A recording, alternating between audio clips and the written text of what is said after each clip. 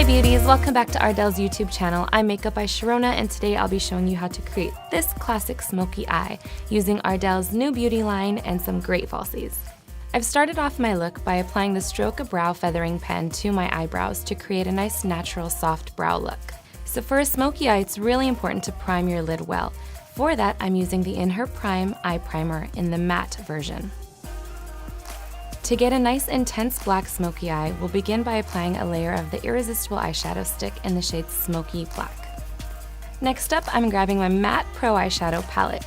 To spice up the black, I'm applying the matte black eyeshadow along my lid. I'm grabbing a mauve taupe color and going over that same crease area, now to add some extra dimension. Next up, we're going under the eyes. For that, I'm going to use my Wanna Get Lucky gel liner in the shade Ink. And then I'm just going to smudge that out with the same taupe color that I used in my crease. Moving along to the lashes. For this, I'm grabbing my Double Up Volumizing Mascara.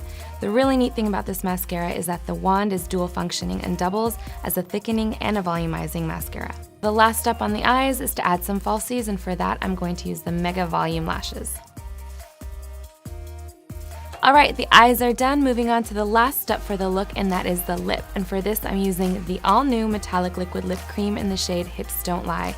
Love this product because it goes on like a cream, dries like a matte, yet it's super hydrating and feels ultra soft.